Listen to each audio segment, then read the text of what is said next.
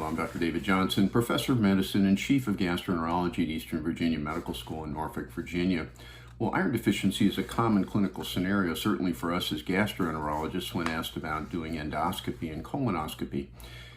The American Gastroenterologic Association has just issued new guidelines that give us very pragmatic and evidence-based recommendations, and I think several of these things are really practice-changing. So I wanted to highlight some of the real key take-home messages from this guideline, which was quite well written, I thought. In particular, we start with iron deficiency is a fairly prevalent condition. The estimates across the United States a decade ago, when last estimated, was approximately 3%. We recognize that there are normative ongoing iron losses of a milligram or two a day from exfoliation by skin, exfoliation in your intestinal tract, minor blood loss, whatever, but typically don't result in iron deficiency. Point number one is the definition of iron deficiency. New threshold level for ferritin has changed by the recommendation from 15 nanograms per ml to now 45 nanograms per ml. Why was this done? Because the sensitivity really changes with ferritin, as ferritin is a phase reactant, so it can go up in inflammatory or in a variety of disease-related conditions. And in fact, if you look at the sensitivity for true iron deficiency, 15 nanograms per ml, sensitivity for iron detection was, for iron deficiency was 59%. If you raise it to 45, the number goes up to 85%. Not much of a trade-off on specificity. Where at 15, the specificity was a bit higher, 99, and it is 92% for specificity for 45. But nonetheless, strong recommendation, high quality evidence, change the threshold for using ferritin at 45 nanograms per ml in patients that are anemic. Second, as it relates to what do we do endoscopically? Well, in asymptomatic postmenopausal women and also in men with iron deficiency anemia, the recommendation now is for bidirectional endoscopy at the same setting. This was done because of looking at the diagnostic yield in 18 studies in their technical review, recognizing that there is a lower intestinal frequency of cancer in approximately 9% of patients, and for upper cancers is approximately 2%. Recognize that they point out there are stratification biases in these estimates because this includes both symptomatic and asymptomatic, and certainly doesn't reflect necessarily the world prevalence on this, but nonetheless high enough to suggest that we should do bidirectional endoscopy. The risk of adding an endoscopy quite low.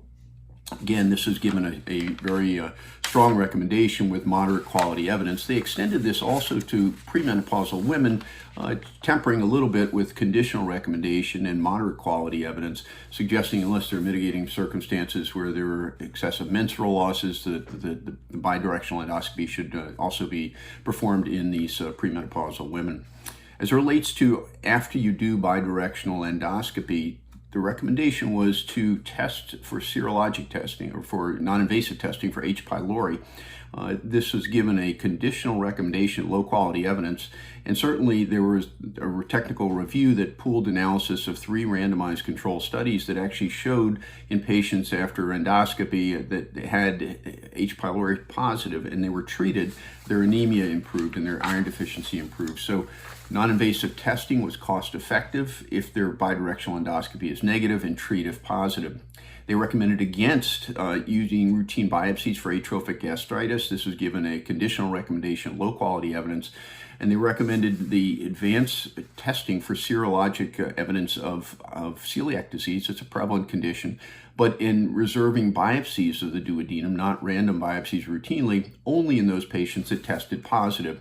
There are exceptions in populations that are low suspect because of prevalence, such as in East Asian countries, Japan and China. But in particular, also there may be a subject bias for increased likelihood for patients that may have heightened likelihood for celiac disease, personal history of autoimmune diseases such as type 1 diabetes, or in gastrointestinal symptoms, but otherwise serologic testing before bidirectional endoscopy and then biopsies if positive. The last, as it relates to capsule endoscopy, the AGA recommended, based on the evidence, that routine trial of iron supplementation should be done over the routine performance of capsule endoscopy if negative bidirectional endoscopy. This was given a conditional recommendation, low quality evidence, and the exception here was if there were ongoing evidence of bleeding that was overt, hospitalized patients, or there were situations that would change the medical management, in particular with anticoagulation or antiplatelet therapy. So again, not jumping to capsule endoscopy unless there was something that was potentially driving the risk profile. So new guidelines, grade recommendations support this. I think exceptionally well done, give us very pragmatic information. I hope this serves you well. Next time you face an iron deficiency evaluation, it certainly changed my practice. I'll look forward to chatting with you next time. Thanks again for listening. Dr. David Johnson.